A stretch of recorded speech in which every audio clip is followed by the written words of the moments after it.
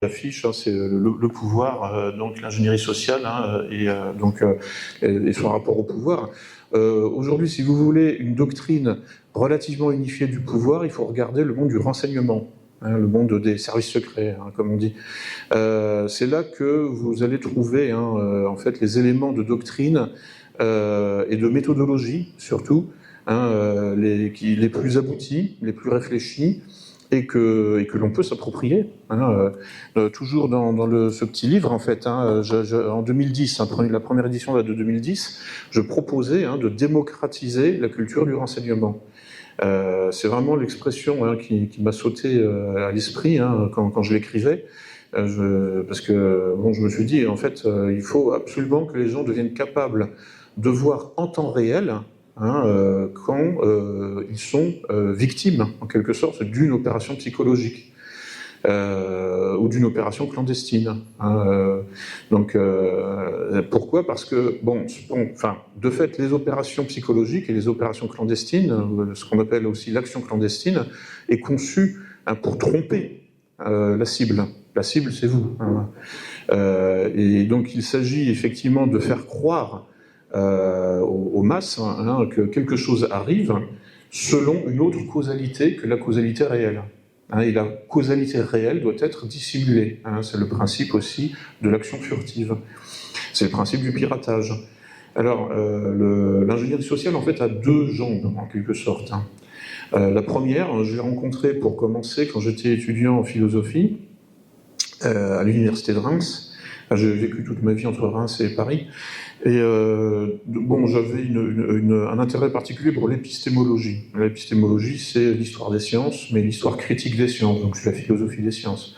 L'un des 5 plus grands épistémologues du XXe siècle s'appelle Karl Popper.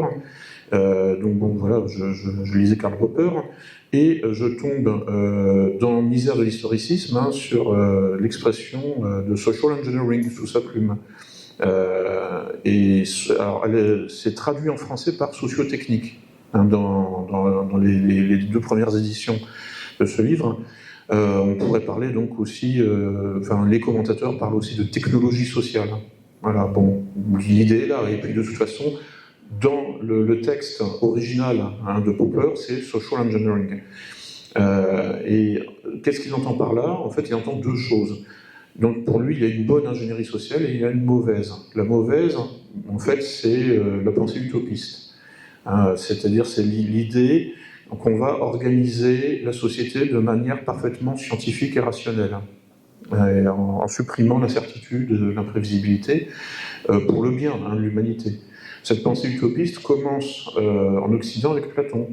Hein, il y a 2 textes de Platon, hein, il y a La République, hein, où il décrit sur 400 pages, dans nos éditions Gallimard, à l'époque c'était pas les pages, il expose, hein, sur plusieurs, dans un long texte, hein, ce qu'il entend, hein, par la société idéale, hein, dirigée par le philosophe roi. Et puis sous le philosophe roi, vous avez la tripartition indo-européenne classique, et puis il faut arracher les enfants aux parents dès la naissance, hein, pour les éduquer selon un mode de vie spartiate. Il faut supprimer la musique parce que ça affaiblit les mœurs, sauf par exemple les instruments à percussion, parce que c'est martial. Voilà, donc l'idée est d'organiser la société, hein, de façon spartiate, martiale. Alors, Platon évidemment était à Athènes, hein, vous connaissez, hein, l'antagonisme entre Sparte et Athènes, mais bon, globalement, c'est le mode de vie de l'époque, de toute façon, était spartiate au sens actuel du terme, un peu partout. Enfin, c'est-à-dire, en fait, c'était le mode de vie traditionnel. Donc dur. Et puis, alors Platon parle aussi de la société parfaite, hein, dans le Critias, hein, où il décrit le mythe de l'Atlantide, hein, avec cette île, hein, cette cité-État, hein, sur une île, et conçue selon un plan parfaitement symétrique, hein, avec des cercles concentriques. On retrouve ça au XIXe siècle. Alors, bon, il y a un fil conducteur, hein, on passe par évidemment Thomas More, hein, son dialogue sur l'utopie. Mais sinon, pour retrouver, en gros, un courant de pensée majeur, hein, qui reprend cette idée d'organisation scientifique de la société, il faut attendre le 19e siècle, avec tout le courant utopiste, Charles Fourier, etc. Tout le monde connaît ça. Et notamment Frédéric Leplay, qui a une avenue à son nom à Paris, en fait, qui était ingénieur des mines, et qui reprend à son compte l'idée, la notion d'ingénieur de la société. À son compte et au compte de son école de pensée, puisqu'il a eu des disciples. Voilà, et puis plus récemment, cette idée, on va la retrouver sous la plume des transhumanistes, par exemple, et ou de Klaus Schwab, par exemple, dans The Great Reset, dans un texte qu'il a publié au printemps 2020, qui permet de montrer, donc, qui articule là les deux branches de l'ingénierie sociale, puisque la deuxième branche, c'est le piratage des esprits. Et Klaus Schwab, par exemple, dans son texte, dit voilà, nous allons fusionner le numérique et le biologique, et on a 2 ans pour ça. C'est-à-dire, en fait, grâce à la dictature sanitaire qui se met en place, les modes de vie vont changer, et il va y avoir une table rase sur les modes de vie précédents. Et donc cette période on pourrait dire de crise sanitaire va accélérer notre agenda transhumaniste, qui se met en place de toute façon. Enfin, je veux dire, ça c'est pas. En fait, la technoscience avance de toute façon, indépendamment d'un agenda particulier. Et si vous voulez, vous avez en plus tout un courant de pensée transhumaniste qui dit non seulement c'est bien, la technoscience est intrinsèquement bonne, donc c'est un courant de pensée technophile, et en plus nous allons accélérer les choses, et nous allons en fait nous en repaître, avec en toile de fond, enfin pas en toile de fond, mais plutôt comment dire en perspective, l'idée d'abolir la mort. Le vrai fantasme des transhumanistes, d'en finir avec l'entropie, E-N-T-R-O-P-I-E, qui s'oppose à la négantropie. Donc bon, ça c'est-à-dire en fait, l'entropie c'est le désordre naturel. Enfin, toute chose livrée à elle-même, toute chose laissée à elle-même, augmente son désordre, c'est-à-dire augmente son entropie. Et la négantropie, c'est le contraire en fait. C'est l'effort, le travail pour structurer et réordonner tout ce que la flèche du temps désorganise, désordonne et réduit en poussière. Bon, ça, c'est des termes qui viennent des sciences infocom.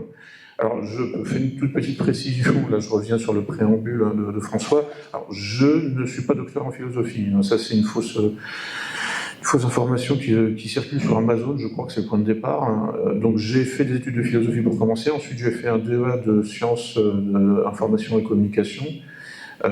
Ensuite, j'ai refait une maîtrise de FLE, français langue étrangère, sciences du langage, et puis j'ai refait encore un autre diplôme, encore un autre en lettres modernes, sur le thème psychanalyse et littérature.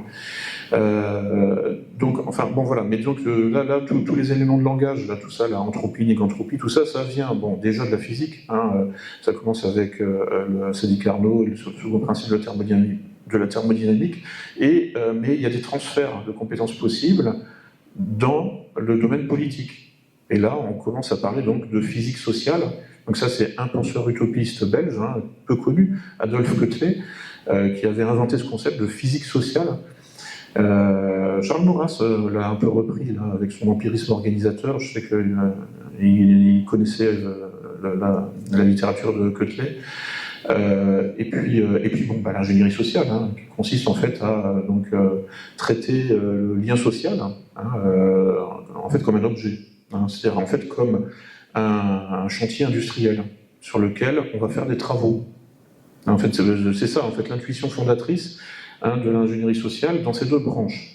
C'est la réification, donc la chosification du lien social, que l'on traite comme un objet en 3 dimensions, et que l'on va en fait éventuellement déconstruire et reconstruire.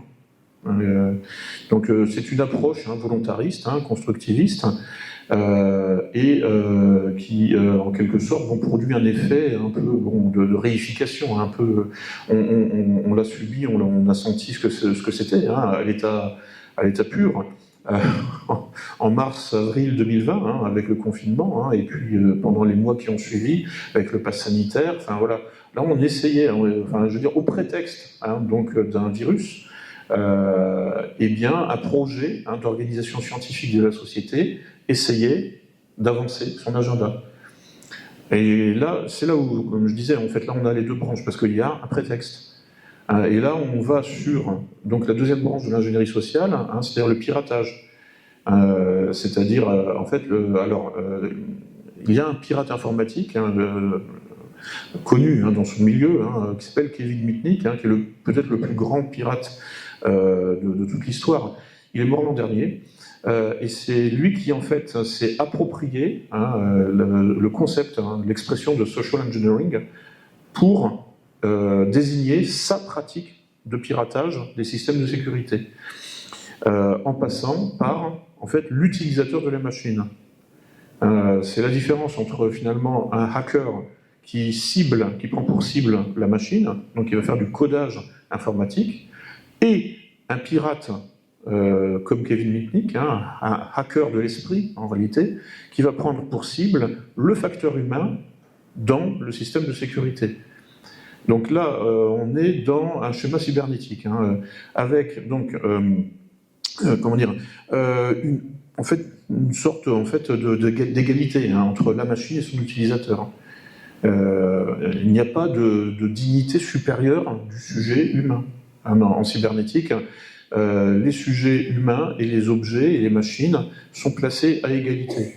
C'est un égalitarisme entre finalement le vivant et le non-vivant. Et progressivement, bon, la machine peut être dotée hein, de capacités émergentes, donc de capacités d'intelligence artificielle. Et donc la cybernétique, c'est on pourrait dire ce paradigme de pensée, hein, c'est plus qu'une méthode, c'est ce paradigme qui, en fait, réduit la distance hein, entre le vivant et le non-vivant. Le non-vivant étant capable, hein, à partir d'un certain seuil d'auto-organisation, hein, de rivaliser avec le vivant. Hein, en science-fiction, c'est le thème hein, des machines, hein, des robots hein, qui se retournent contre nous, hein, qui commencent à nous attaquer. Thème classique. Voilà. Donc, en quelque sorte, la création, l'objet créé, l'outil hein, échappe à son créateur. Hein, c'est comment dire, le principe, là, il y a tout un courant artistique hein, dans ce domaine-là. Bon, on peut effectivement en fait, se poser des questions hein, et s'inquiéter de se voir effectivement encerclé hein, par de plus en plus de machines dites intelligentes. Hein, bon, il y a toute une thématique hein, en ce moment, il y a des conférences, ça n'arrête pas, des sujets pour les médias hein, sur l'intelligence artificielle, va-t-elle nous remplacer, etc. etc. Bon, on pourrait en reparler, mais c'est encore... enfin, il faudrait faire une deuxième conférence. Voilà, moi là, je vais revenir hein, vraiment sur l'articulation hein, entre la chosification du lien social hein, et l'organisation scientifique de la société et la ruse, en fait. Hein, puisque, en réalité, quand je parlais de prétexte là, concernant le virus, coronavirus, soyons clairs, en fait, c'était effectivement une sorte de ruse hein, pour essayer d'accélérer l'agenda transhumaniste hein, sur Terre. Voilà. Ça n'a marché qu'à moitié. Mais il faut lire en fait hein, le petit livre là, de Klaus Schwab et Thierry Malray, qui est assez clair. Hein. Je rapporte un grand nombre de citations là, dans ce livre hein, où ils disent bien, bon, enfin en gros, en fait ce virus est pas si dangereux que ça, voilà. Mais bon, on peut s'appuyer dessus, on peut s'appuyer sur la crise hein, que ce virus a lancée pour hein, mettre en place un certain nombre en fait, de nouvelles mesures hein, de contrôle social. Là, c'est ce que j'avais appelé gouverner par le chaos, gouverner par la crise, gouverner par la peur, etc. En fait, ça correspond à une méthode de management hein, qui s'appelle la conduite du changement. Il y a peut-être des gens hein, dans la salle qui sont payés pour faire de la conduite du changement. C'est pas honteux, hein, mais bon, c'est un peu machiavélique quand même, puisque bon, il y a plusieurs versions, hein, mais la version la plus connue, c'est celle de John Kotler, qui est enseignant à Harvard, et sa méthode du changement, sa méthode de conduite du changement est en 8 étapes. La première étape, c'est créer un sentiment d'urgence. Et le but, en fait, c'est de faire changer quelqu'un ou une organisation qui n'en a pas forcément besoin. En fait, l'ingénierie sociale, bien souvent, dans sa dimension de piratage des esprits, ça consiste à faire changer quelqu'un ou à faire changer un groupe, une communauté, une organisation qui n'en a pas forcément besoin, ou qui n'en a pas besoin du tout même. Et là, donc on arrive, là je vais prendre comme exemple notamment l'opération de renseignement dite de la Bleuite, pendant la guerre d'Algérie, qui a également articulé en fait les deux aspects de l'ingénierie sociale, c'est-à-dire la chosification du lien social, traité comme un objet qu'on va construire et déconstruire à volonté, enfin construire, déconstruire, reconstruire à volonté, comme un bâtiment, quoi, en fait, comme sur un chantier, comme si on fait du BTP. Et puis le prétexte, et puis la ruse, et puis donc ce que Kevin Mitnick, donc ce fameux pirate informatique, a résumé. Pour lui, le social engineering, c'était l'usurpation d'identité et l'abus de confiance. Voilà, donc là, il y a le terme de cette idée de confiance qui est absolument centrale en ingénierie sociale. En fait, pour l'essentiel, ça consiste à prendre le contrôle des relations de confiance. Le lien social est structuré par 3 types de relations, pour l'essentiel. La confiance, la méfiance et l'indifférence.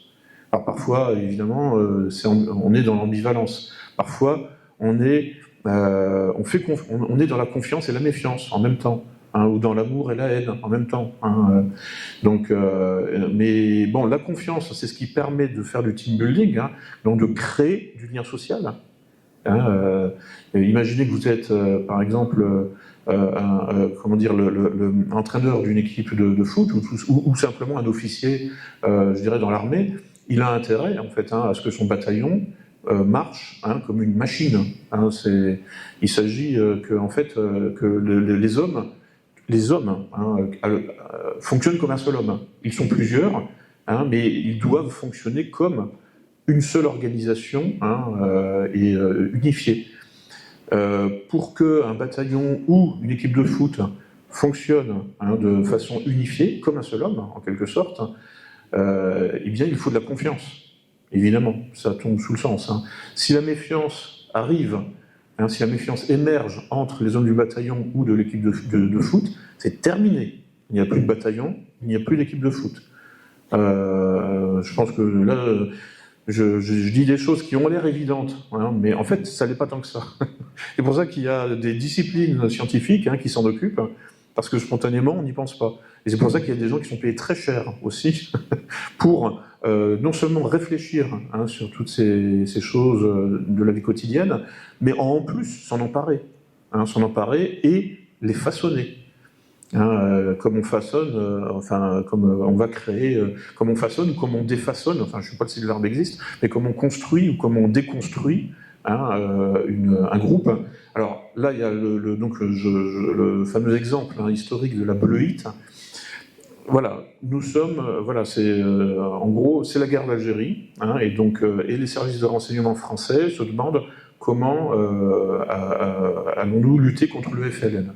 Eh bien, un officier du renseignement français a une idée, c'est de lancer la rumeur au sein du FLN qu'il y a au sein du FLN des agents infiltrés au service des Français, alors qu'il n'y en avait pas.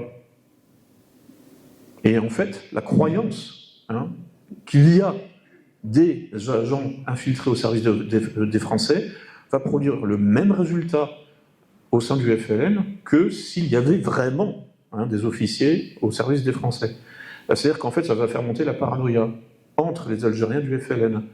Ça va faire monter la paranoïa et ça va donc décomposer de l'intérieur le FLN en faisant monter la méfiance. Sur la base d'une fiction. Là, vous avez l'articulation entre la fiction, c'est-à-dire le coronavirus va tous nous tuer, par exemple, et la chosification du lien social que cela permet. Là, en l'occurrence, Paul-Alain Léger, donc l'officier de renseignement qui avait eu cette idée, pendant la guerre d'Algérie, en fait, oui, chosifie le lien social du FLN, c'est-à-dire le traite comme un objet. Et il parvient à inverser la relation naturelle, à savoir la relation de confiance entre les membres du FLN, à l'inverser et à faire monter la méfiance et à décomposer le groupe avec des mouvements divergents. Une communauté, un groupe, une organisation peut être animée de deux mouvements, des mouvements convergents, fondés sur la confiance, ou des mouvements divergents, fondés sur la méfiance. Quand vous comprenez ça, vous vous rendez maître des organisations humaines. Vous vous rendez maître en fait du lien social. Et là, vous commencez donc à devenir une sorte d'agent de renseignement, ou d'ingénieur social. Et là, vous pouvez commencer à faire du piratage. Et à faire monter, par exemple, donc, comme dans la bande dessinée d'Astérix, la zizanie, à faire exploser une communauté unie de l'intérieur, en faisant monter la méfiance et la paranoïa. Voilà, donc ça, c'est ces deux exemples. Vous allez me dire, mais de quoi je me mêle, en fait, je vous parle de renseignement, et puis de démocratiser la culture du renseignement, tout ça. Alors, en fait, quelle est ma légitimité pour en parler? Je vous l'explique. Alors, petit passage autobiographique. J'ai un grand-père issu des pays de l'Est, qui est né dans la région de Grodno, ou Grodna. Donc, aujourd'hui, c'est en Biélorussie. À l'époque, quand il est né, c'était en Pologne. Bref, il s'est retrouvé soldat de l'armée russe pendant la Deuxième Guerre mondiale, enfin soldat de l'armée rouge en fait, avec un de ses frères, donc les deux frangins, donc voilà, sont bidas. Ils se font attraper par les Allemands, puis transférés en France. Les Allemands avaient du temps à perdre, enfin je sais pas pourquoi, ils organisaient des transferts en fait, du front de l'Est, jusqu'en France par exemple. Et donc mon grand-père et son frère, donc mon grand-oncle, se retrouvent donc sur la base 112, qui est une base de l'armée de l'air française, transformée en prison pour les prisonniers du front de l'Est. En 1945, ou peut-être même 1944, je ne sais plus exactement, bref, en tout cas, Reims s'est libéré, donc mon grand-père se dit, tiens, c'est pas mal la France, je reste. Donc il trouve une femme, il fait 6 enfants, dont ma mère. Il se trouve que ma mère a fait 20 ans de travail, enfin 20 ans de sa vie professionnelle dans l'armée de l'air, justement sur la base 112, puisqu'elle était née là, par exemple, et puis aussi à Paris, à Ballard. Mais avec la moitié de ses origines chez l'ennemi. À l'époque, on était en pleine guerre froide. Et donc, en fait, elle était sous surveillance du renseignement militaire. Et donc, j'entendais parler de ça quand j'étais gamin, évidemment. Enfin, je veux dire, donc en fait, en dépit de son grade, elle a commencé sergent ou sergent-chef, je ne sais plus, elle a fini adjudant-chef. Elle n'avait pas accès à certains dossiers, secret défense. Elle n'avait pas accès à tous les dossiers. Enfin bref, il y avait des débarrages parce que le renseignement français craignait une opération d'infiltration sur 2 générations, là en l'occurrence. C'est-à-dire, en gros, le KGB qui aurait envoyé en France un Polonais, enfin un russo-polonais, qui lui-même aurait fait des enfants et qui aurait, je sais pas, guidé sa fille pour infiltrer l'armée française. Alors ça a l'air un petit peu, un peu romanesque, mais je vous parle de ce que j'ai vécu, de ce que ma mère a vécu. Ce n'est pas que du cinéma, parce qu'il y a des films qui sont sortis sur ce sujet-là. Je me souviens d'un film avec Angelina Jolie, sur ce thème de l'infiltration. Le thème de l'infiltration, ça c'est classique, je veux dire. Mais là, infiltration sur 2 générations. Ensuite, j'ai appris qu'il y avait même des photos de moi dans le dossier suspendu de ma mère, parce que à l'époque, c'était pas encore informatisé. Bref, j'ai pris conscience relativement jeune que, en fait, il y avait des gens qui nous observaient et que nous, on ne voyait pas.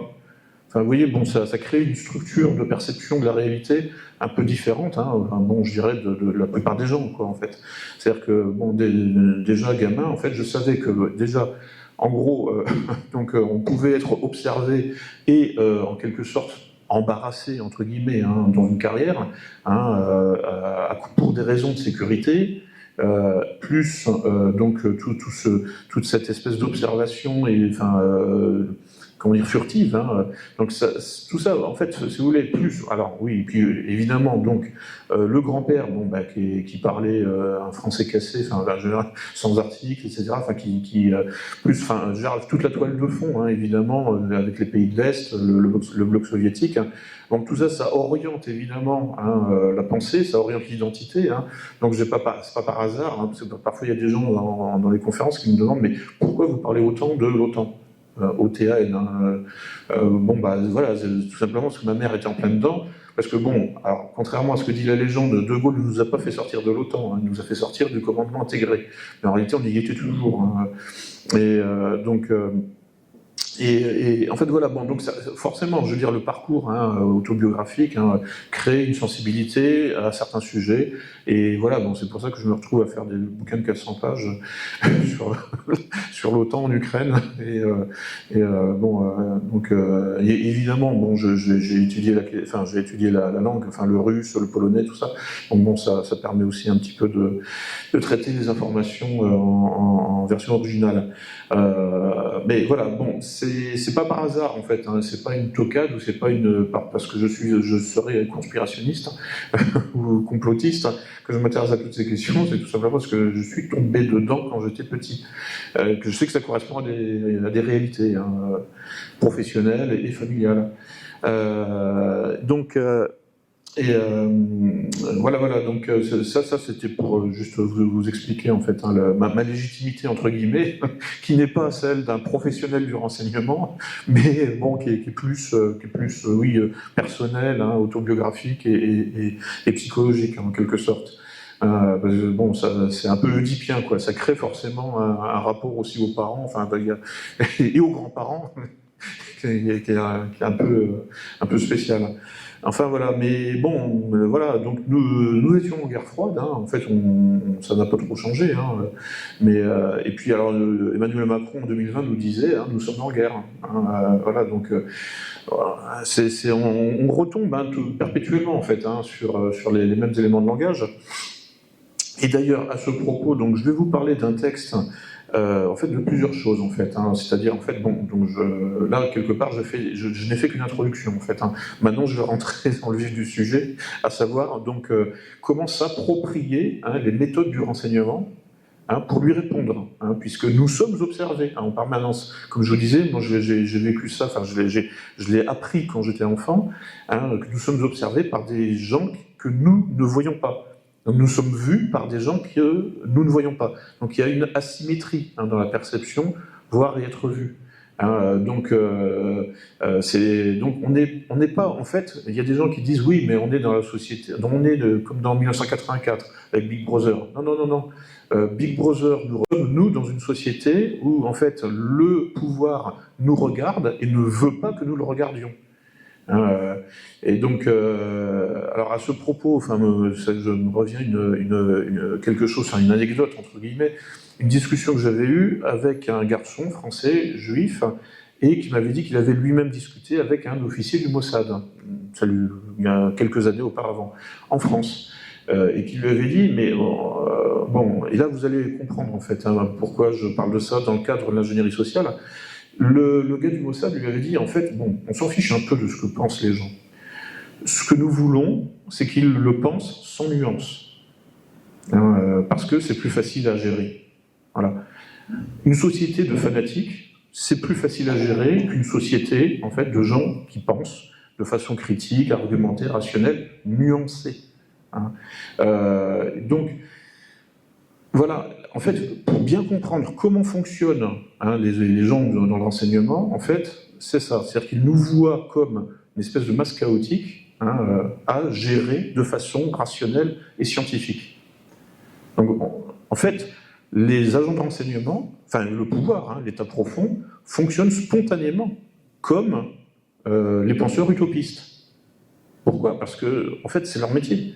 Ils sont là pour mettre en règle, enfin, pour ordonner, pour structurer, hein, enfin, pour nous. En fait, ils sont là pour faire du contrôle social à la base. le contrôle social, souvent, doit passer par des prétextes, ou des ruses, des stratagèmes, et là, voilà, ça y est, on a les deux jambes de l'ingénierie sociale.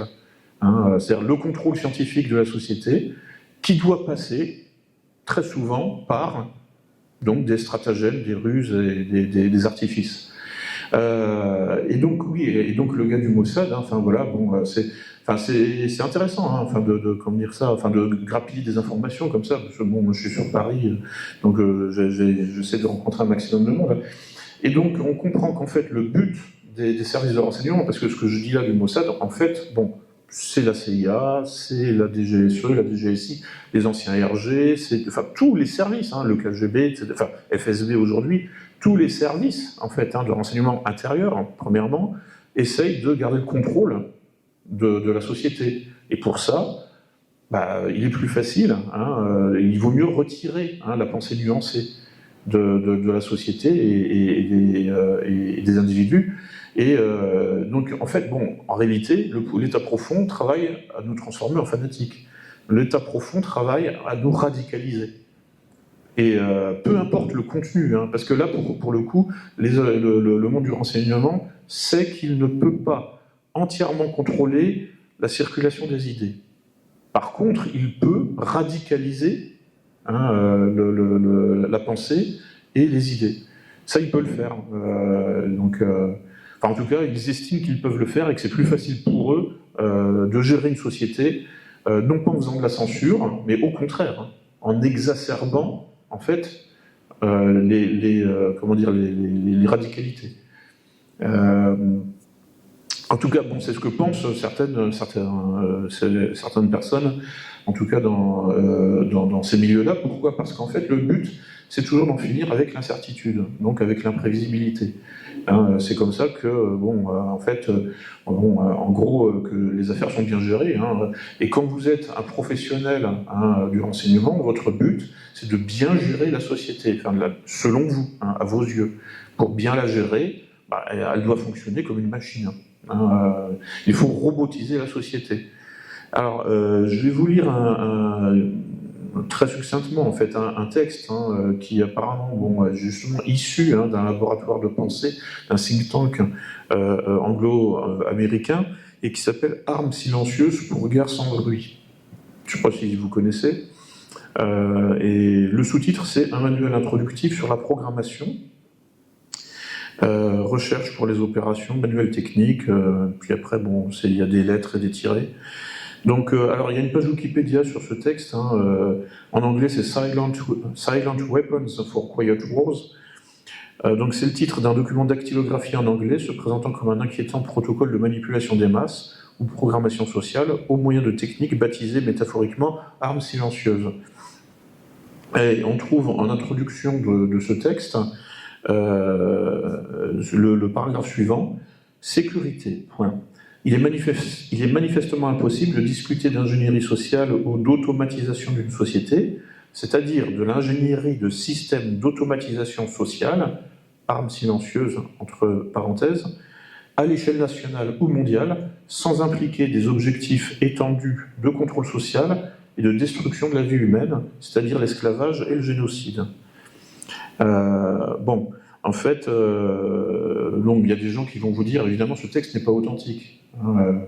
Le problème, c'est, vous allez voir par la suite, qu'il est très probable, plus que probable que ce texte soit authentique, puisqu'il est authentifié quasiment par des sources qui, elles, là, pour le coup, ne sont pas hasardeuses.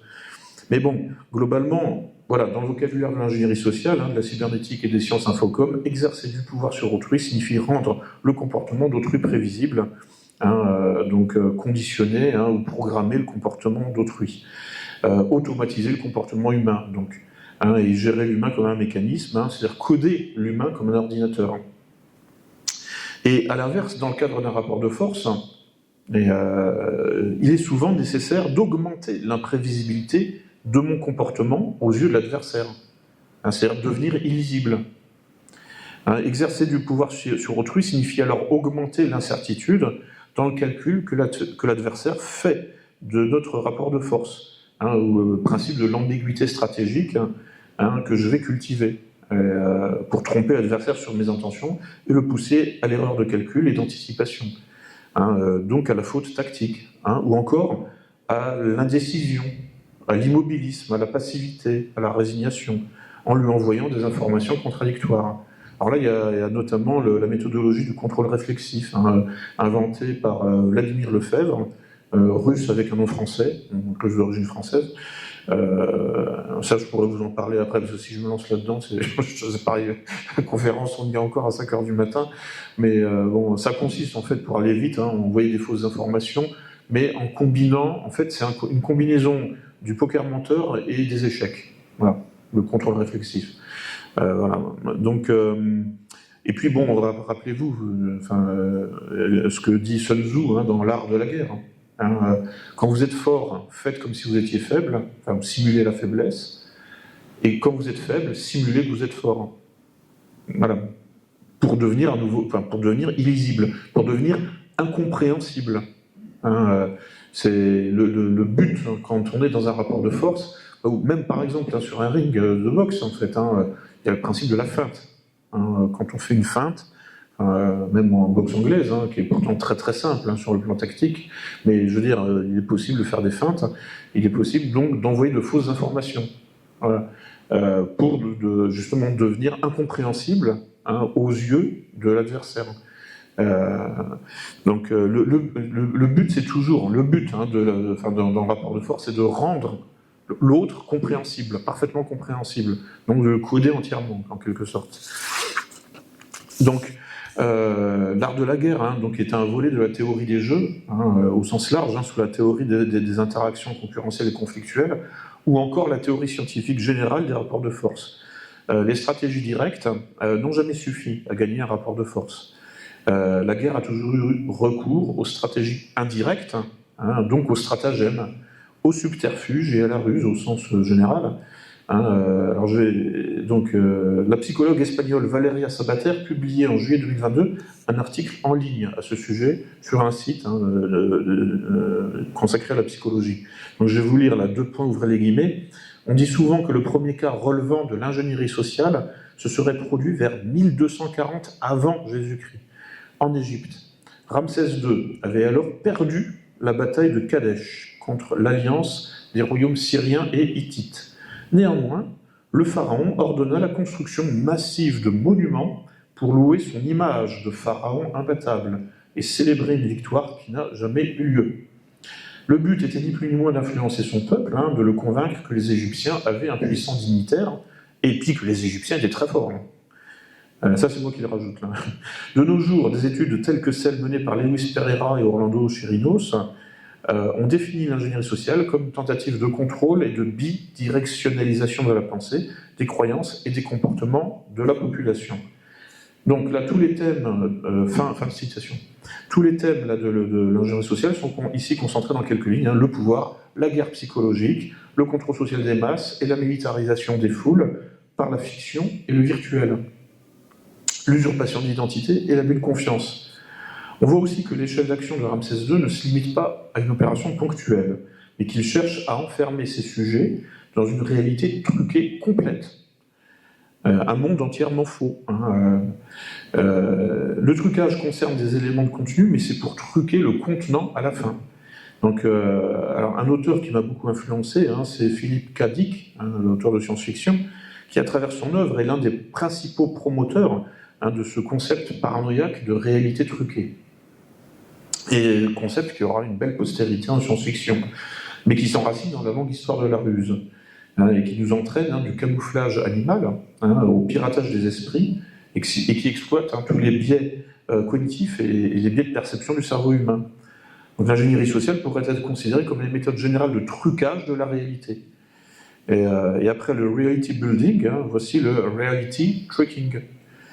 La question que se pose finalement la question fondamentale que se pose l'ingénieur social, c'est comment truquer la réalité d'autrui.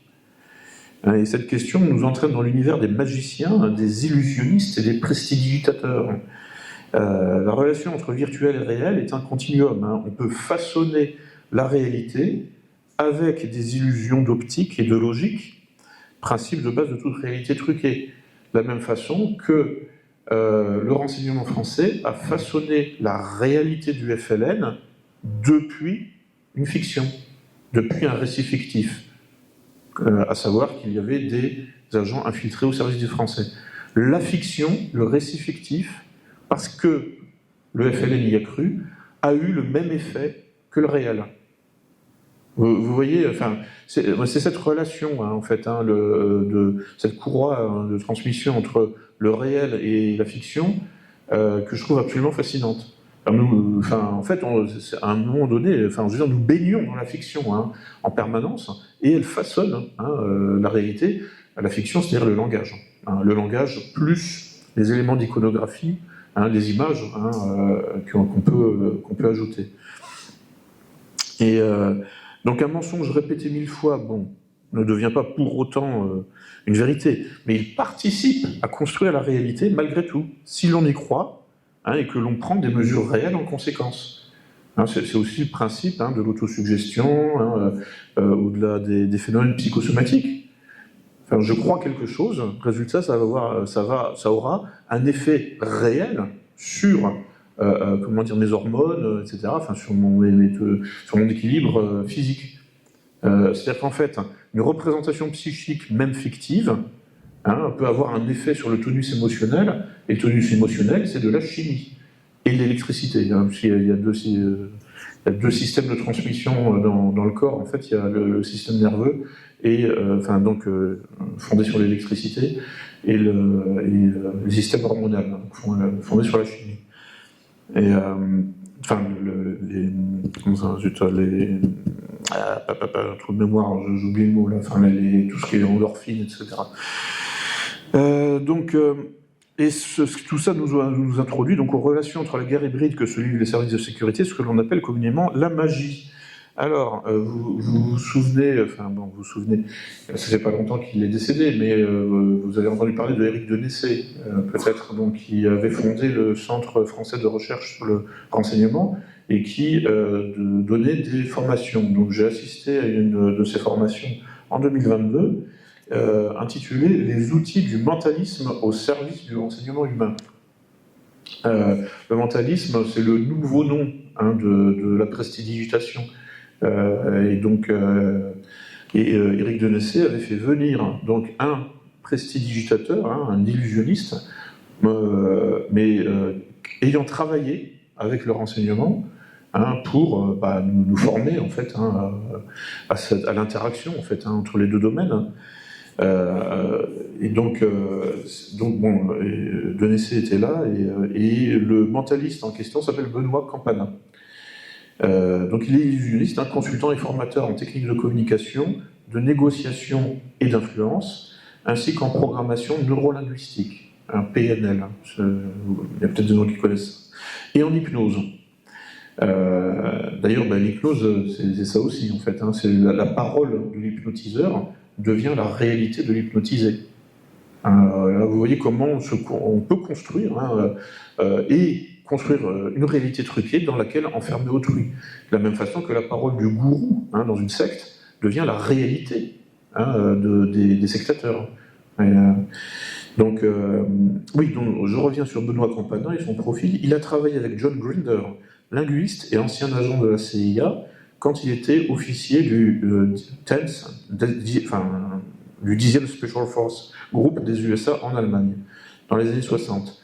John Grinder est surtout connu pour avoir inventé la PNL avec Richard Bandler, lequel inventera à partir des années 1980 une seconde méthodologie pour essayer d'aller encore plus loin que la PNL, et qu'il a baptisé du nom de Design Human Engineering. Le site de formation thérapeutique Grandiose en deux mots, résume ainsi ce qu'est le DHE. Deux points, ouvrez les guillemets. Le Design Human Engineering, ou ingénierie de l'esprit humain en français, est une approche avancée qui pousse les concepts de la PNL encore plus loin.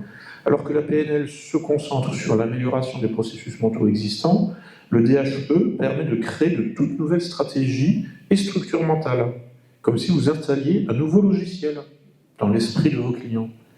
Cette méthode permet de concevoir des dispositifs mentaux qui optimisent les performances, renforce la créativité et facilite l'atteinte d'objectifs que l'on n'aurait même pas imaginés auparavant. Donc, pendant la formation de Benoît Campana, donc, il nous a introduit pendant quelques heures aux passerelles qui existent entre le mentalisme, donc l'illusionnisme et le renseignement humain, essentiellement l'action psychologique, la tromperie, le détournement de l'attention. À un moment, il nous a parlé des pickpockets, par exemple. Vous savez, qui attire votre attention dans un sens, et pendant ce temps-là, ils font votre poche. Donc la production de mirages perceptifs et d'illusions sensorielles et cognitives pour envoyer autrui sur de fausses pistes de raisonnement. Parce que tout ça, évidemment, ça concerne les yeux, enfin, je veux dire, les perceptions oculaires, mais ça concerne aussi les perceptions cognitives. C'est-à-dire, en fait, et là, ça devient du grand art, c'est-à-dire, en fait, les raisonnements. On peut transférer tout ça du champ perceptif au champ cognitif. Et donc, il nous a parlé de 3 grandes figures de l'illusionnisme liées au service secret anglo-américain, notamment Jasper Maskelyne, 1902-1973, lui-même fils et petit-fils de magicien, qui s'était engagé dans l'armée britannique au début de la Deuxième Guerre mondiale, et qui avait créé une unité spécialisée dans le camouflage, et qu'il avait appelé le Magic Gang. Donc spécialiste de la dissimulation et de l'illusion, voilà. Et donc en 2021, oui, et donc ensuite, en fait, après la Deuxième Guerre mondiale, il a aidé, en fait, il s'est spécialisé dans la fabrication de gadgets. Ce qui a peut-être inspiré Ian Fleming pour James Bond. Et donc, avec son équipe, ils réussissent à dissimuler le port d'Alexandrie à l'aviation allemande et contribuent en 1942 à la victoire d'El Alamein en trompant Rommel sur la localisation réelle des forces alliées grâce à des leurres et des chars factices.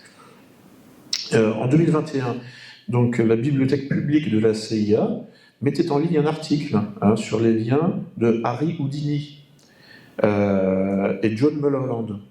Donc avec le monde des services secrets. Donc tout le monde connaît Harry Houdini, le roi de l'évasion, l'un des plus célèbres magiciens de l'époque contemporaine. John Mulholland, donc beaucoup moins notoire en fait, fut son disciple, collègue et héritier.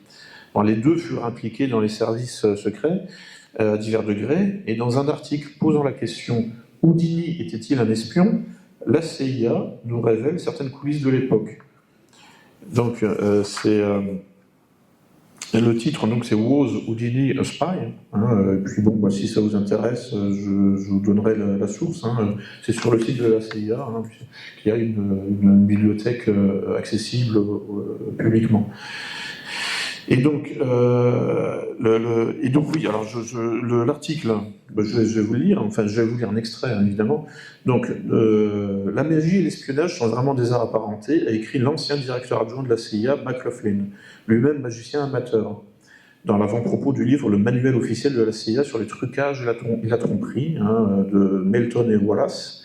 Ce livre, créé à partir de 2 guides de formation perdus depuis longtemps, est destiné à enseigner aux agents de l'agence, avec un A majuscule, c'est le surnom de la CIA, comment intégrer des éléments du métier de magicien dans les opérations clandestines. A révélé que les liens entre la CIA et le monde de la magie remontaient à plusieurs dizaines d'années.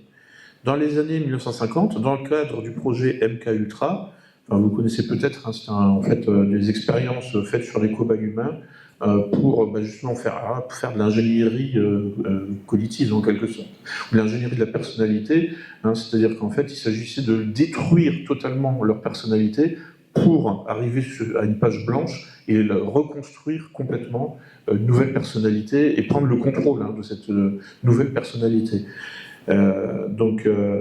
Oui, donc dans le cadre du projet MKUltra, l'agence a engagé John Mulholland pour enseigner aux jeunes de la CIA, aux juniors, des techniques de tromperie adaptées au terrain, telles que la sortie clandestine de l'Allemagne de l'Est pendant la guerre froide, dans des véhicules ressemblant aux boîtes magiques utilisées dans les illusions de théâtre.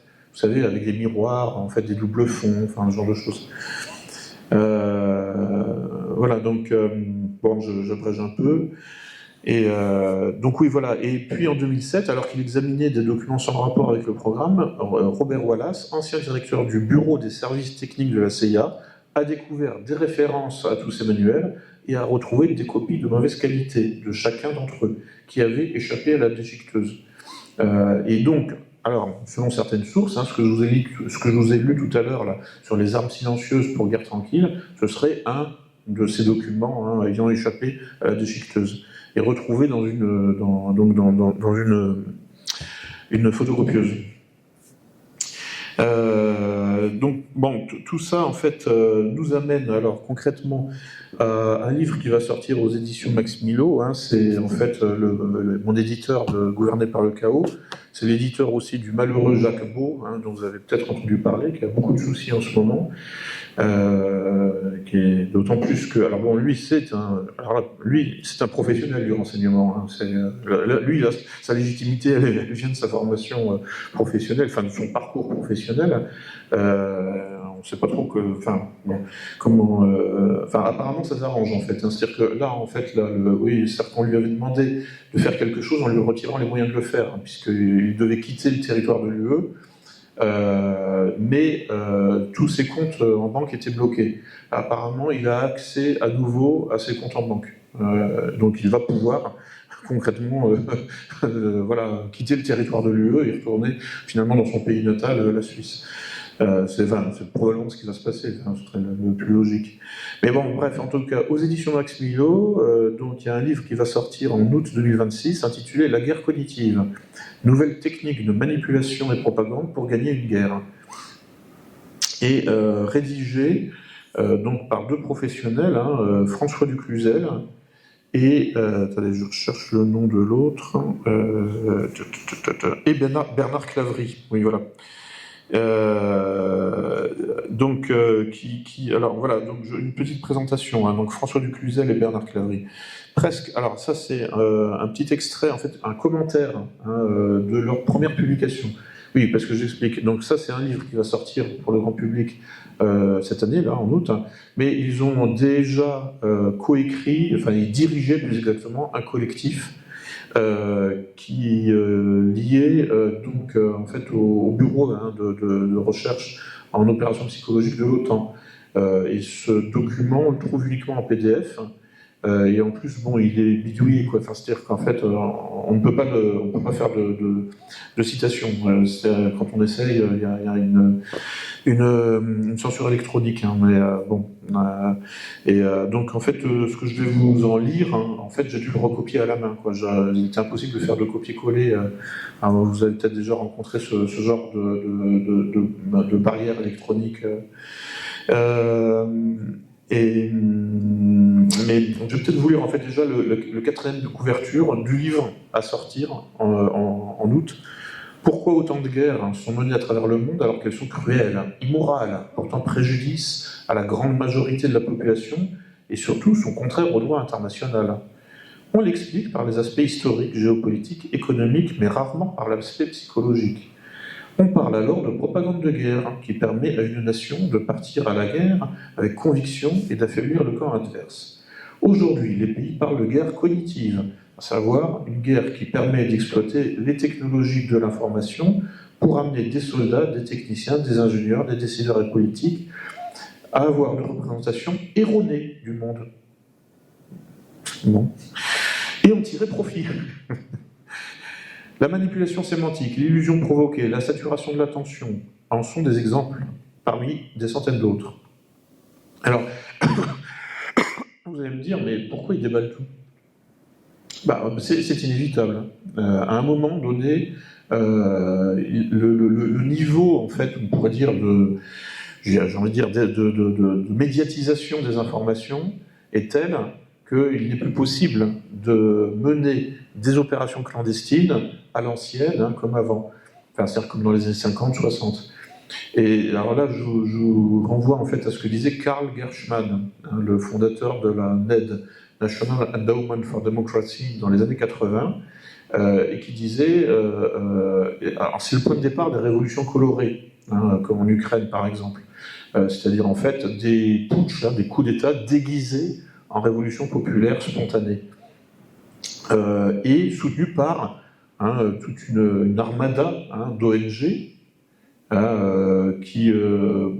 Open Society de George Soros par exemple, mais vous avez peut-être aussi entendu parler de USAID, qui a été plus ou moins attaqué, plus ou moins dissous par Trump, et qui en fait, d'après Karl Gershman, c'était une déclaration que je reproduis dans mon bouquin là, sur la guerre hybride de l'OTAN en Ukraine, il disait voilà, grâce en fait à tous ces acteurs politiques et géopolitiques, nous pouvons réaliser des putschs, enfin des coups d'État publics.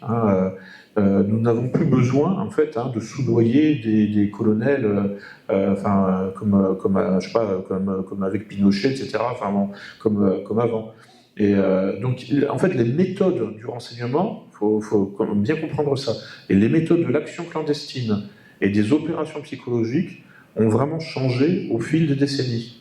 Et en fait, les actions clandestines sont de moins en moins clandestines. Et elles sont de plus en plus ouvertes, de plus en plus visibles et compréhensibles par le grand public. Eh ben, allons jusqu'au bout, évidemment. Pour que, justement, pour qu'il n'y ait plus de tromperie possible et pour améliorer la démocratie. C'est quand même le but. La démocratie, c'est la transparence. Mais mais la transparence n'arrange pas du tout, justement, les milieux du renseignement. Mais ils doivent faire avec, de plus en plus. Pourquoi ? Parce que, malgré tout, il y a de plus en plus de mise en lumière des méthodes de travail des services d'action clandestine. Mais il y a une sorte de pédagogie, ou d'auto-pédagogie du grand public. Maintenant, plein de gens ont entendu parler des attentats sous faux drapeau, de cette technique qui consiste à se frapper soi-même pour accuser quelqu'un d'autre. En fait, c'est vieux comme la piraterie, quoi, en fait. Enfin, c'est vieux même, je pense que c'est vieux comme le monde. Mais disons que c'est quelque chose qui, malgré tout, quand ça prend des proportions imposantes, spontanément, on se dit c'est pas possible.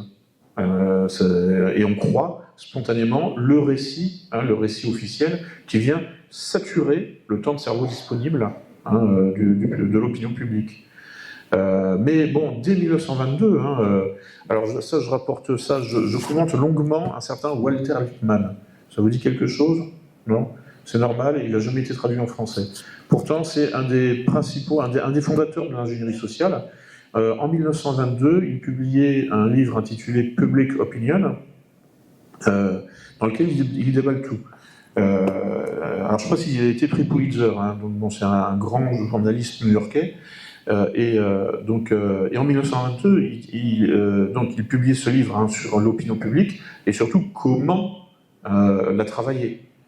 C'est lui qui a inventé, par exemple, l'expression de engineering of consent. Ça vient de son livre Public Opinion, donc l'ingénierie du consentement, que l'on traduit le plus souvent par fabrique du consentement ou fabrication du consentement. Chomsky, par exemple, parle plutôt de fabrication du consentement. Donc Walter Lippmann est passé à la postérité, mais personne ne le sait, Donc il a inventé aussi la notion de pseudo-environnement, dès 1922, c'est-à-dire de réalité virtuelle. Mais il dit, le but des médias de masse, c'est d'enfermer un maximum de monde dans une réalité virtuelle qu'il appelle pseudo-environnement. En anglais, c'est pareil, c'est pseudo-environment, qui sera jugée bonne par le pouvoir, quoi. Après on se demande, mais un tel texte, aussi important par quelqu'un d'aussi prestigieux, jamais traduit, on se demande si c'est pas fait exprès, quoi. C'est justement pour faire de la rétention d'informations. Mais bon, au bout d'un moment, ça sort. De fait, Walter Lippmann est bien connu. Nous, quand je faisais mon DEA en communication, on nous en avait évidemment parlé. D'ailleurs, il y avait le directeur de l'information d'Antenne 2, avant France 2, qui était venu nous parler. Encore j'ai un trou de mémoire. Enfin bref, à l'occasion d'un séminaire, on avait un grand journaliste de France 2 qui était venu nous dire oui, que en gros, bon, l'information était mise en scène. Hein. Enfin, tout. En fait, ils le savent tous hein, dans les médias de masse. Hein, je veux dire, c'est évident, mais ils ne le diront jamais. C'est peut-être d'ailleurs, en fait, c'est là le dernier bastion de résistance hein, du mensonge généralisé. En fait, c'est peut-être là plus encore que chez les militaires, qui en fait publient de plus en plus de textes pour expliquer en fait comment ils réalisent leurs opérations psychologiques. Hein, parce que tout ce dont je vous parle, moi j'ai découvert ça il y a 20 ans dans les publications de Christian Arbulot, hein, notamment, hein, donc de l'école de guerre économique. Et puis bon, enfin vous avez aussi Frank Kitson, donc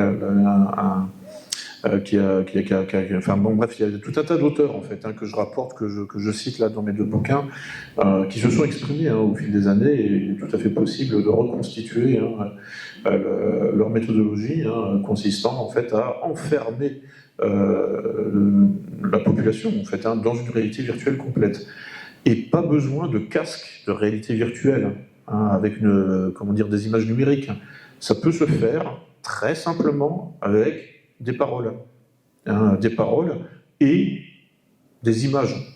Et même avant la photo, ça se faisait avec des petits dessins de presse. Hein, je veux dire, bon, comment les médias français et allemands ont dressé les Français et les Allemands les uns contre les autres pendant 10 ans avant 1914, hein, pour faire monter la sauce, quoi, faire monter l'antagonisme entre les 2 pays, bah, c'était avec des caricatures de presse, hein, essentiellement. Alors, les photos existaient déjà, mais bon. Là, ce que dit Walter Lippmann, c'est le début des trucages photographiques. En 1922, bon, c'est pas encore si développé que ça. Enfin, ensuite, ça va évidemment prendre des proportions, jusqu'à aujourd'hui, où là, bon, maintenant, avec l'IA, on peut créer en fait, des fictions complètes. Qu'on ne peut plus distinguer. Hein, c'est le monde post-vérité. Hein, vous avez entendu parler de cette expression, hein, le monde et la réalité post-factuelle. C'est ça les réseaux sociaux. Il hein. Faut plus chercher de vérité. Hein. Alors j'ai assisté en septembre, là, j'étais en Russie, donc à l'invitation d'un média nommé Vachid Novosti, Vos Nouvelles. Alors le séjour était divisé en 2 parties. Une première semaine dans le Donbass pour essayer de voir les choses donc telles qu'elles sont dans le réel et non pas filtrées par LCI ou des médias de ce type. La deuxième semaine, on était à un forum international où il y avait justement des influenceurs, des blogueurs, etc. Et qui nous disaient, oui, bah évidemment, en Occident comme en Russie, de toute façon, on a affaire aux mêmes questions et aux mêmes problèmes. Hein, c'est-à-dire qu'en fait, on ne peut plus remonter le flux de la désinformation. Donc il faut utiliser la désinformation stratégiquement. Voilà. Et pour la retourner contre l'ennemi, hein, évidemment. Et disons qu'en fait, bon, en gros, là, aujourd'hui, enfin, ce que disait le gars, c'est le fondateur de Ribar, qui est en fait un gros compte Telegram, il disait, bon, voilà, on est dans le monde post-factuel, dans le monde post-vérité, et donc aujourd'hui, en fait, on a le choix entre faire du trollage et faire du trollage, et c'est tout. Il ne faut plus chercher à rétablir le réel. C'est pas possible. Sur les réseaux sociaux, c'est pas possible. Parce que, en fait, bon, ce qui fait le plus de vues, ce n'est pas ce qui est le plus vrai, ni le plus intelligent. Et c'est ce qui fait le plus de vues qui compte. Hein, donc, on est dans, pardonnez-moi, mais vous connaissez l'expression putaclic. Le attention whore en anglais. Bon, c'est à peine la même, ça a à peu près la même chose. En fait, c'est ça qui marche, hein, en réalité. Hein, c'est le nombre de clics qui compte. Et quand on en est là, bon, voilà, on est dans un monde en fait où finalement il n'y a plus grand-chose à faire d'autre que d'acheter des clics hein, ou d'acheter des vues, hein, parce qu'il faut le savoir, ça existe aussi. Sur YouTube et sur Twitter, vous pouvez acheter des vues, acheter des likes, acheter des clics. Donc en fait, tout est faux. Hein, faut être conscient de ça. Hein. Donc, alors après, on peut se demander, mais pourquoi persister hein, à occuper ce terrain? Alors, je pense qu'il faut l'occuper un petit peu, hein, mais pas trop. Parce que ce qui compte, c'est quand même le réel. Enfin, on ne gagne pas la guerre sur Twitter, pour aller vite. Hein. C'est les Moreau qui parlent des opérations TikTok de l'OTAN. où en fait, bon, voilà, on va prendre un village, planter un drapeau, puis sortir juste après. Mais bon, ce qui compte, c'est de faire la photo avec le drapeau, et puis peu importe ensuite si dans les heures qui suivent, on est encore dans le village ou pas. Donc le niveau de virtualisation est tel aujourd'hui que bon, voilà, il faut être conscient que on est dans un univers globalement fragmenté. Et donc, je vais conclure là-dessus, justement sur l'initiative Red Team Défense, qui aujourd'hui a changé de nom, qui s'appelle Radar. C'est une initiative donc du ministère de la Défense français, pour faire communiquer des auteurs de science-fiction et des militaires.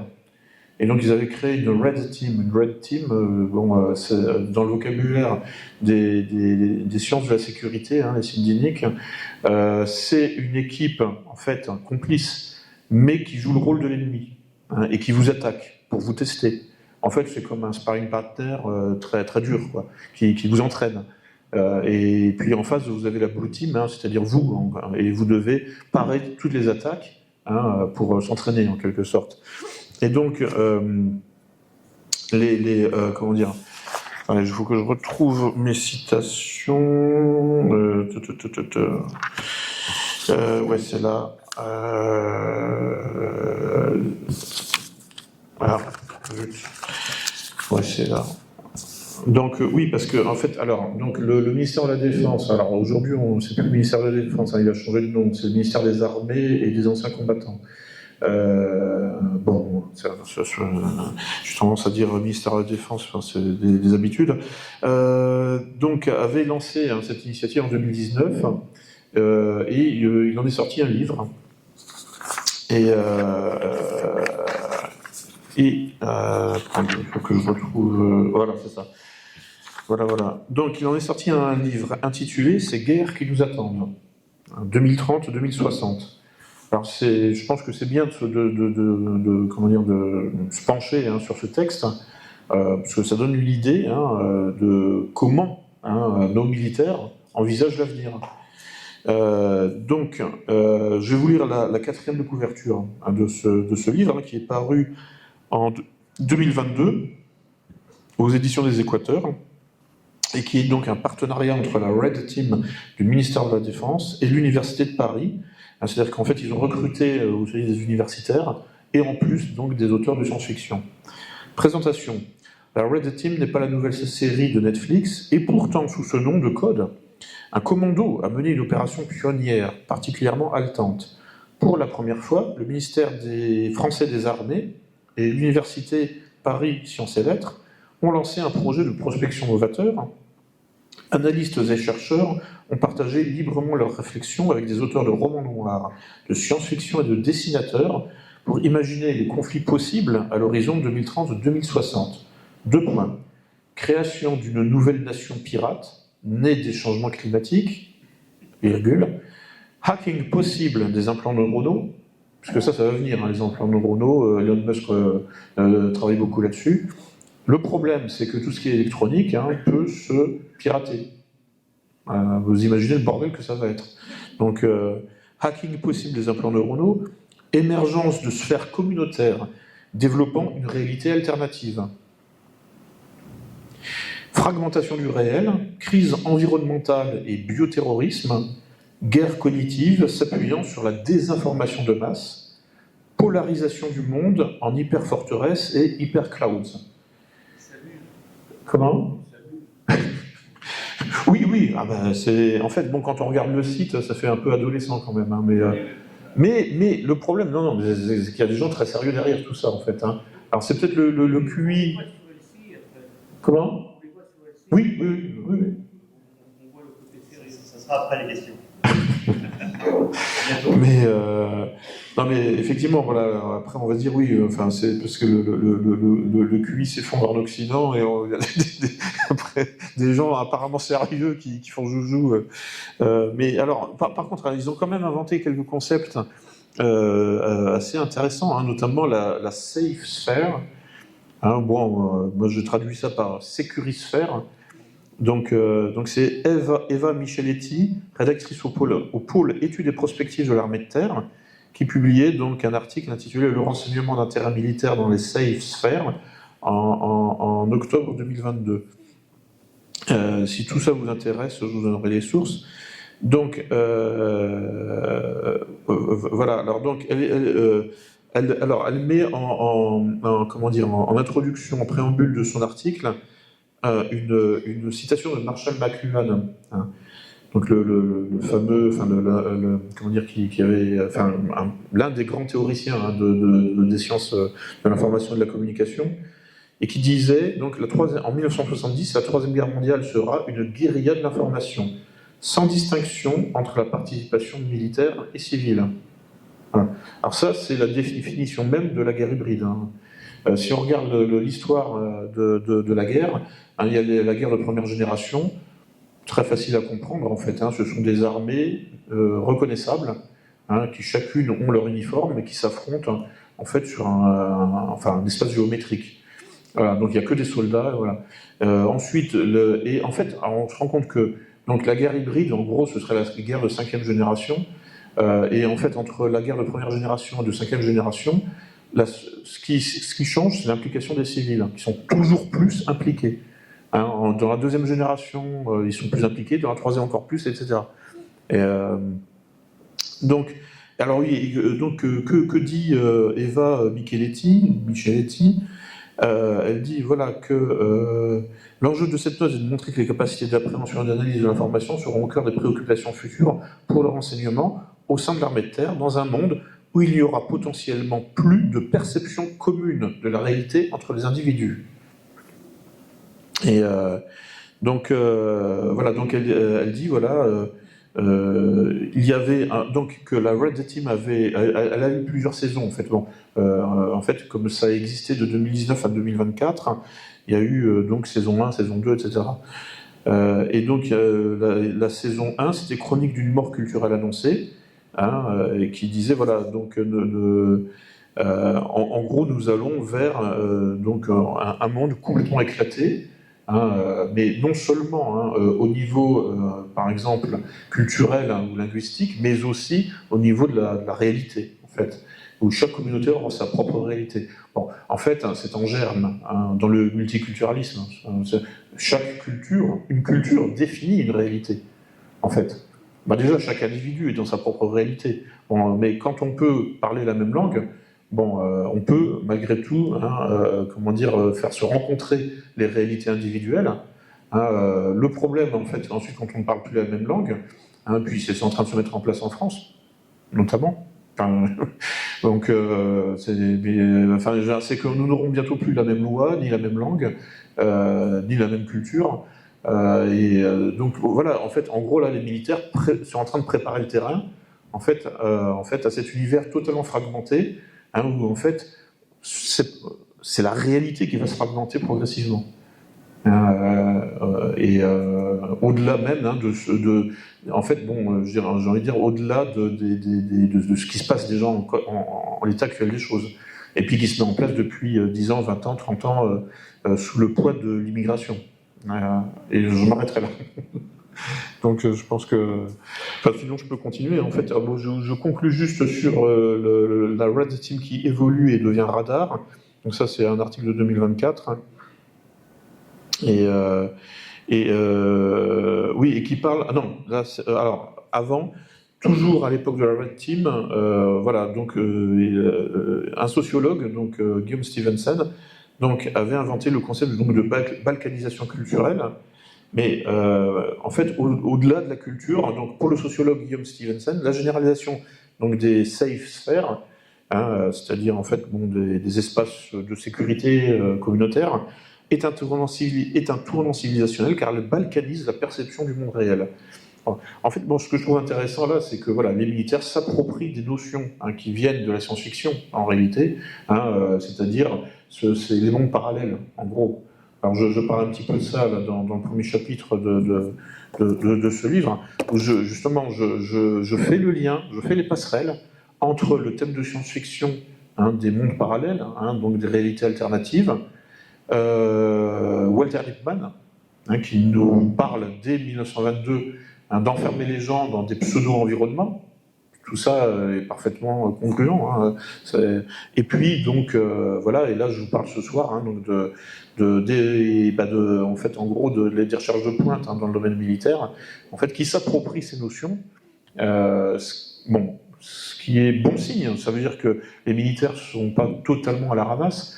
Hein, la seule chose de vrai que Macron a dite, c'est l'OTAN est en état de mort cognitive. Mais bon, là, de toute évidence, là, ils essayent de rattraper leur retard. Et donc voilà, bon, c'est ce que je pouvais vous rapporter. Et puis je peux encore terminer sur le livre qui va sortir aux éditions Max Milo. Et qui, alors, oui, voilà, donc ça, je vais vous lire en fait simplement comment dire, oui, enfin, en fait, non, j'ai complètement oublié de vous parler d'un truc, en fait, qui est assez intéressant quand même. C'était justement, qu'est-ce qui m'a poussé, en fait, qu'est-ce qui m'a donné l'idée hein, de reality building.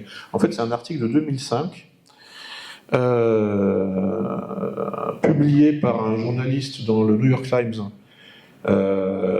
et qui rapportait hein, des propos, enfin une discussion qu'il avait eue avec un conseiller de George Bush, fils, voilà, en 2005, et qui lui disait, voilà, le conseiller me déclara que les types comme moi, donc là c'est le journaliste qui parle en fait, hein, donc là je vous lis en fait l'extrait de l'article du New York Times. Et le conseiller de George Bush me déclara que les types comme moi étaient dans ce que nous appelons la communauté fondée sur le réel. En anglais, c'est Reality-Based Community. Et qu'il définissait comme les personnes qui croient que les solutions émergent de l'étude judicieuse de la réalité discernable. J'acquiesçais, donc Ron Suskind acquiesce, et murmurait quelque chose sur les principes de la raison et de l'empirisme. Le conseiller de Bush me coupa net. Ce n'est plus la façon dont fonctionne le monde désormais. Nous sommes désormais un empire, hein, et quand nous agissons, nous créons notre propre réalité. Et pendant que vous étudierez cette réalité, de manière judicieuse, sans aucun doute, hein, nous agirons à nouveau, créant d'autres nouvelles réalités, que vous pourrez étudier également. Et c'est comme ça que les choses se régleront. Nous sommes les acteurs de l'histoire. Nous, que veut-il dire par nous? C'est l'État profond, les agences de renseignement, qui créent la réalité au moyen d'opérations psychologiques. Hein. Donc nous sommes les acteurs de l'histoire, et vous tous, il ne vous restera qu'à tout simplement étudier ce que nous faisons, avec un coup de retard à chaque fois. Voilà. Donc c'est en ce sens-là que je disais que la méthodologie justement des services secrets évolue au fil du temps. C'est-à-dire qu'en fait, bon, ils savent qu'à un moment ou un autre, leurs stratagèmes vont fuiter.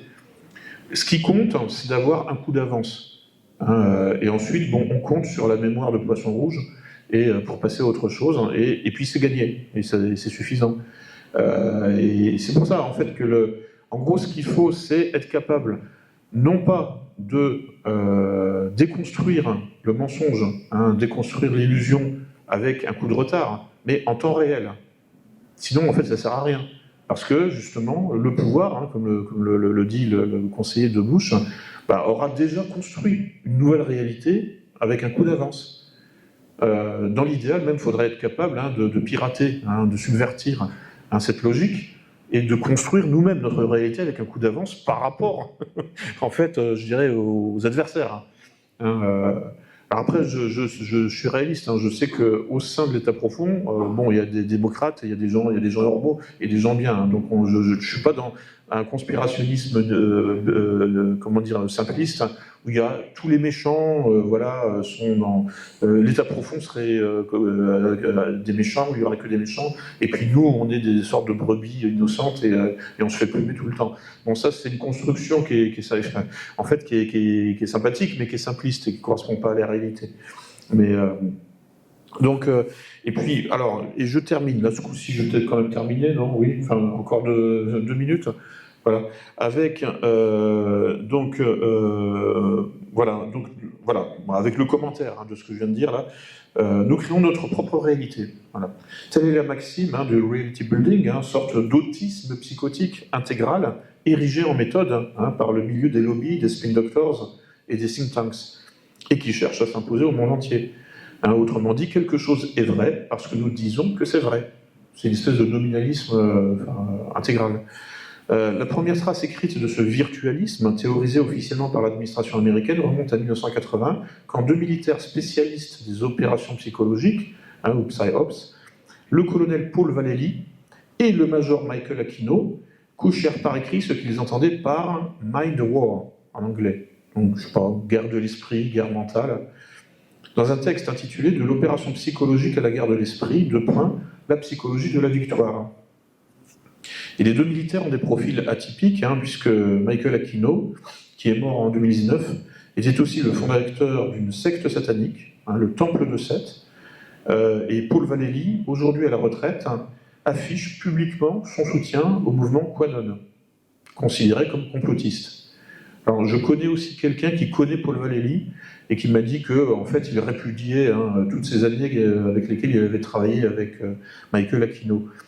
Alors, ce qui est intéressant de voir, c'est aussi que finalement, en fait, toutes les théories du complot, en fait, finalement, quelque part, ont des points de contact avec le réel. On nous parle de l'affaire Epstein beaucoup là en ce moment. Il y a plein de gens qui disent, en fait, les théories du complot étaient vraies. Pas à 100%, évidemment. Et là, ce que je veux dire, c'est qu'on voit qu'au cœur de l'état profond et du renseignement et parmi les théoriciens des opérations psychologiques à la CIA, on avait le créateur d'une secte sataniste et aujourd'hui un type qui prend QAnon au sérieux. D'ailleurs, il y a plein de gens très sérieux qui prennent le mouvement QAnon très au sérieux.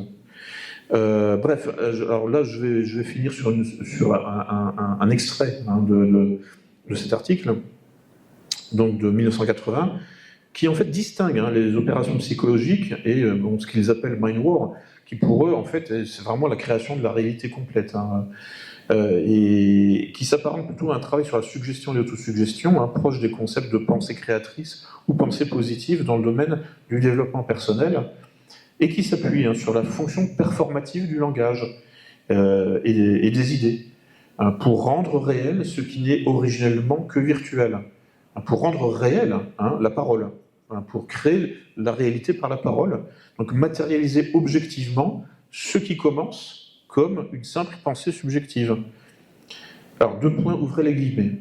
Contrairement à l'opération psychologique, la guerre mentale n'a rien à voir, donc la mind war, n'a rien à voir avec la tromperie, ni même avec une vérité sélective, donc induisant en erreur. Plutôt, elle déclare qu'une vérité complète, si elle n'existe pas maintenant, sera forcée dans l'existence par la volonté des États-Unis. Les exemples comme l'ultimatum de Kennedy à Khrouchtchev pendant la crise cubaine des missiles ou la position de Hitler à Munich pourraient être cités. Le message de la guerre mentale n'a pas besoin de remplir des conditions de crédibilité abstraites comme le font les opérations psychologiques. 2 points, sa source le rend crédible. Et là, voilà, là on a tout compris. La source, c'est-à-dire en fait la crédibilité.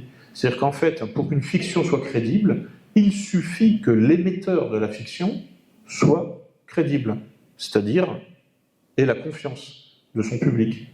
Dès lors que vous avez la confiance du récepteur, vous pouvez lui raconter n'importe quoi, ce sera considéré comme réel. Et vous construisez sa réalité. Et là, on est au cœur du piratage, de l'ingénierie sociale, au sens donc du piratage psychologique. Tout repose sur la confiance. Et dès que vous perdez la confiance, c'est terminé, évidemment. Et voilà, et vous m'avez fait confiance, donc je vous ai piraté. Voilà.